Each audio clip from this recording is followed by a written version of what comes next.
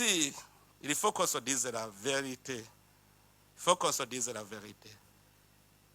Si on veut réellement déraciner les modes à l'origine du sous-développement de l'Afrique, nous devons encore penser d'où ça vient. Pourquoi les pays africains, qui pourtant ont le potentiel économique important, sont employés pour des guerres et du terrorisme avec la complicité de certains pays occidentaux? Vous voyez ce qui se passe ici, tout près de chez nous. Pourquoi ce silence? Est-ce que la communauté internationale ne voit pas les conséquences? Je vous dis que si ça continue comme ça, la guerre risque d'être généralisée dans la région. Parce que le peuple ne peut pas se laisser faire. Si le Rwanda continue à faire des conquêtes dans le territoire et dans notre pays, je sais qu'il va arriver même au Burundi. Parce qu'il est en train d'entretenir des jeunes réfugiés. Il les arme. Maintenant, il est en train de les aguerrir dans la guerre du Congo. Un jour, il veut venir au Burundi. Nous n'allons pas accepter la guerre généralisée. Nous savons son plan. C'est qu'il est en train de préparer quelque chose contre le Burundi. Et heureusement, les Burundais sont avertis.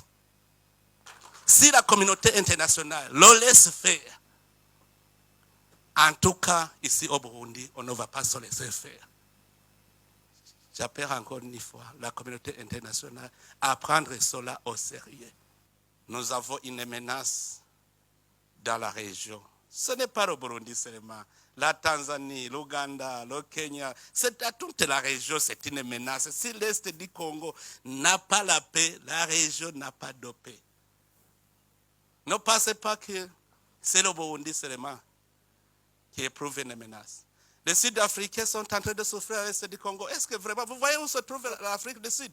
Mais l'insécurité à l'Est du Congo a des conséquences sur l'Afrique du Sud. N'est-ce pas, monsieur l'ambassadeur? Donc, au point de vue sécuritaire, seulement nous avons cette menace à l'Est du Congo. Si vous laissez les choses se détériorer comme ils sont, sachez très bien que les conséquences seront néfastes. Et chaque pays va se débrouiller lui-même. Mais vraiment, moi, j'ai un plan que j'avais proposé à la région. Je sais que si ce plan était respecté, on serait en paix. Parce que vous savez, si le Rwanda justifie sa présence par la présence des FDLR, est-ce que ce n'est pas une question qui peut être résolue pacifiquement? Sacrifier le peuple congolais, tuer des millions de gens, sous prétexte qu'il y a une menace. Est-ce que cela ne peut pas être réglé sans verser le sang des innocents? Je sais que les RDC et le Rwanda peuvent s'entendre très bien sur la gestion de ce mouvement. Moi-même, je disais qu'il faut une coalition internationale de lutte contre les groupes armés étrangers à l'est de la RDC. Comme ça, ça va garantir le Rwanda et ça va aussi permettre au Congo d'entamer le processus de paix. Qu'est-ce qui manque? Qu'est-ce qui manque? C'est parce qu'il y a complicité. Sinon, si tous nous sommes d'accord de nous mettre ensemble pour combattre tout groupe armé étranger à l'est de la RDC, ça sera fini parce que ça va garantir le Rwanda. Ça va aussi permettre au Congo d'organiser son pays pacifiquement.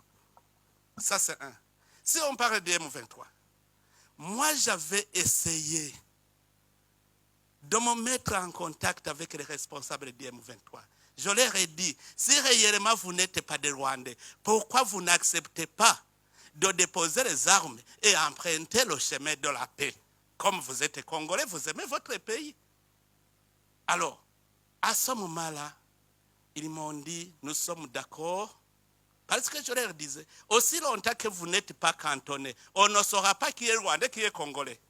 Il faut d'abord aller dans la zone de cantonnement, comme ça les Congolais sont à part, et puis les Congolais vont entamer le processus de paix, et les Rwandais vont rentrer chez eux. Sinon, on va toujours vous considérer comme des Rwandais. Et ils m'ont dit, le problème c'est qu'on nous impose d'être cantonnés dans une zone invivable. J'ai envoyé mes officiers pour aller inspecter la zone. C'était la zone de Sabignon. Ils ont trouvé que la zone était invivable.